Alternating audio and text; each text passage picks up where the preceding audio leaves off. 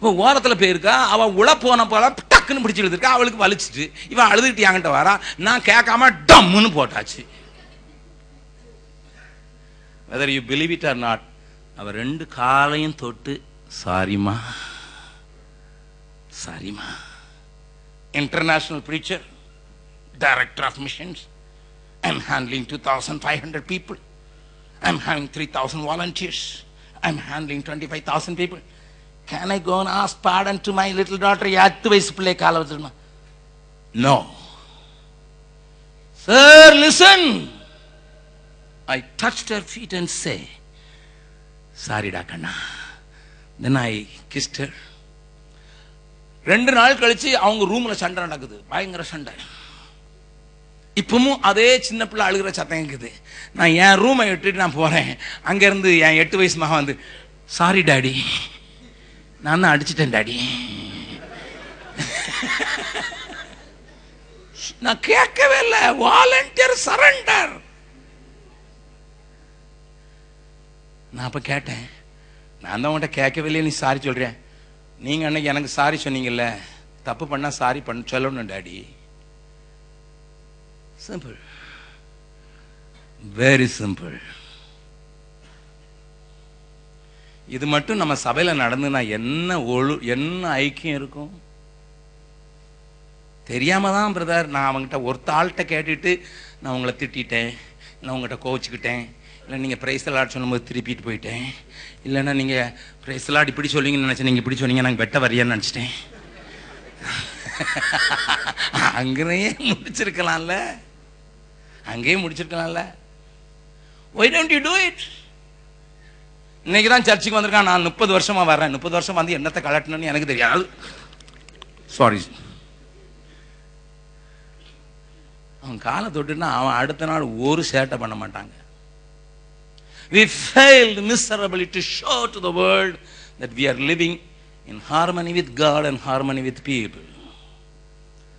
நல்லா கவனிங்க, நல்லா கவனிங்க, நல்லா கவனிங்க. இந்த உதாரணத்தை நான் சொல்றதுனால என்னை மேன்மைப்படுத்துறது இல்லை. I want to live that kind of life.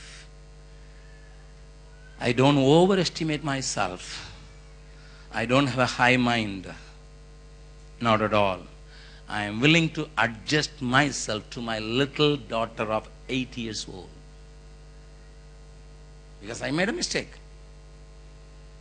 I made a mistake by listening the cry of my younger daughter. தேவன் உங்களோடு கூட பேசுவாராக. வாசிக்கலாம். இப்போ 1 கொரிந்தியர் 1வது அதிகாரம் 10வது வசனத்தை வாசித்துருங்க வேகமா. அதில் நான் கான்சன்ட்ரேட் பண்ண போல, நீங்க வீட்டில் போய் நீங்க கான்சன்ட்ரேட் பண்றதுக்காக சொல்றேன். சகோதரரே, நீங்கள் எல்லாரும் ஒரே காரியத்தை பேசவும் பிரிவினைகள் இல்லாமல் ஏக மனதும் ஏக யோசனையும் உள்ளவர்களாய் சீர்பொருந்தி இருக்கவும் வேண்டும் என்று நம்முடைய கர்த்தராகிய இயேசு கிறிஸ்துவின் நாமத்தினாலே உங்களுக்கு புத்தி சொல்லுகிறேன். நான் இங்கிலீஷ்ல வாசிக்கிறேன் because I love these translations very much. இன்னும் மெசேஜ்னு ஒரு டிரான்ஸ்லேஷன் இருக்கு, அதெல்லாம் இந்த வசனங்கள்லாம் படிச்சீங்கன்னா உங்களுக்கு இருதயமே வெடிச்சிரும். There is another translation called message. Go and refer. But I urge and entreat you, brethren, by the name of our Lord Jesus Christ, that all of you in perfect harmony and full agreement in what you say, and that there be no dissensions or factions or divisions among you, but that you be perfectly united in your common understanding and in your opinions and judgments. வீட்டில் போய் amplified version எடுத்து மறுபடியும் decide பண்ணுங்க. ஒரே ஒரு காரியத்தை சொல்லிட்டு நான் முடிக்கணும்ல, அதனால கொஞ்சம் வேகமாக போயிடுறேன். திருப்புங்கள், நமக்கு தெரிந்த வசனம், ஆனாலும் ஒரே ஒரு உண்மையை மாத்திரம் சொல்கிறேன். ஜேம்ஸ், யாக்கோபு 3வது அதிகாரம் 1வது 17வது வசனத்தை வாசிக்க போகிறோம். அதற்கு பிறகு 15வது வசனத்தை வாசிக்க போகிறோம். பரத்திலிருந்து வருகிற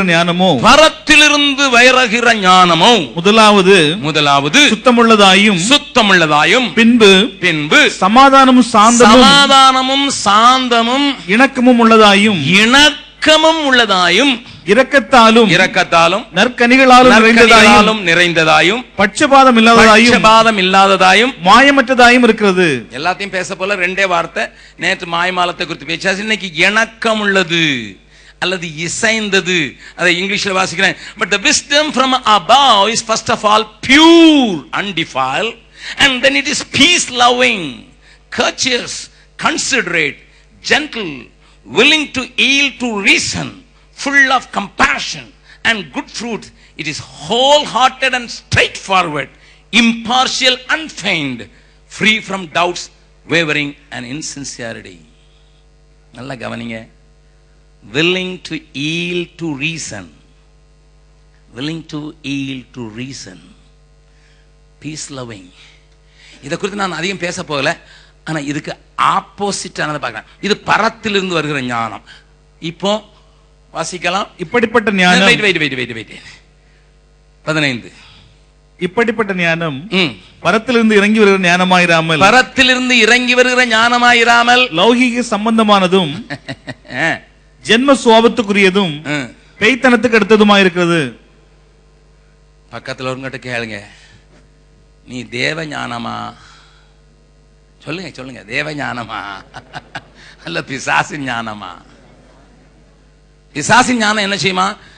This superficial wisdom is not such as comes down from above, but is earthly, unspiritual, bracketல என்ன எழுதி போடுங்க, animal, even devilish.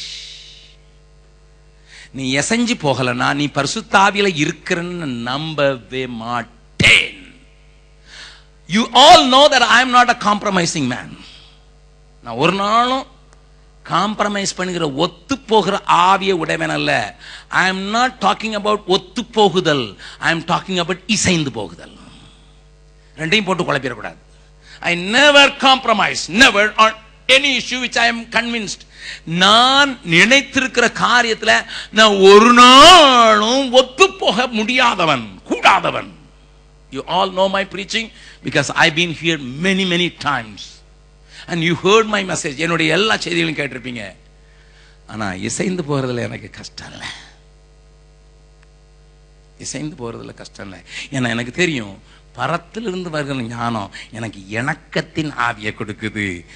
பிசாசின் ஞானம் என்ன பேய்த்தனத்துக்கு அடுத்த காரியத்துல நடத்துகிறதுனால இசைந்து போக விடாது மாற்றி விடுகிறது. அருமையான தேவனுடைய பிள்ளைகளே, may the Lord give you the grace to walk in harmony. May the Lord give you the grace to live in harmony. நல்லா கவனிங்க, நல்லா கவனிங்க, நல்லா கவனிங்க. இல்லைன்னா அது பேய்த்தனத்திற்கு அடுத்தது, பேய்த்தனத்திற்கு அடுத்தது. Okay, now let me come walk in hope.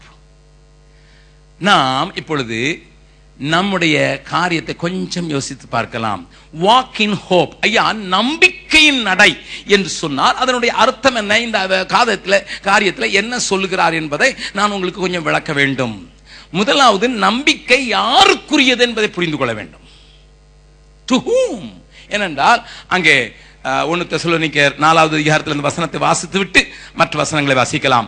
1 தெசலோனிக்கேயர் 4வது அதிகாரம் 13வது வசனம்.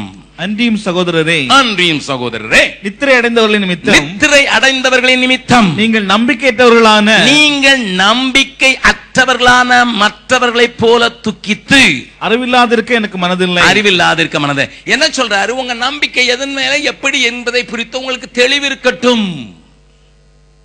அதிகமாக விளக்க நேரம் இல்லாதனால ஒரு வசனத்துக்கு நேரா திருப்புங்கள். கொலோசியர்களின் நிருபம் 1வது அதிகாரம் 3வது 4வது வசனத்தை வாசிக்க போகிறோம். இதுல நல்லா தெரிய வேண்டிய ஒன்று தெளிவாக இருக்கிறது, பார்க்கலாம். கொலோசியர் 1:3-4. கிறிஸ்து இயேசுவின் மேலுள்ள உங்கள் விசுவாசத்தையும். விசுவாசம் யார் மேல சொல்லுங்க. அப்ப நம்ம கிட்ட இருக்கிறது 3: விசுவாசம், அன்பு, நம்பிக்கை. இந்த 3 நிலைத்து இருக்கிறதுன்னு சொல்கிறது. எதுல பெரியதுங்கிறது 2வது விட்டுருவோம். விசுவாசம், அன்பு, சொல்லுங்க, நம்பிக்கை. இது 3 நிலைச்சிருக்கு. இப்படிதான் வசனம் சொல்லுது. ஆமா, அப்ப யார் யாருக்கு எதுன்னு? விசுவாசம் யார் மேல? கிறிஸ்துவின் மேலுள்ள விசுவாசம். அடுத்தால பரிசுத்தவான்கள் எல்லார் மேலும் உள்ள உங்கள் அன்பையும் குறித்து நாங்கள் கேள்விப்பட்டு. அன்பு யார் மேல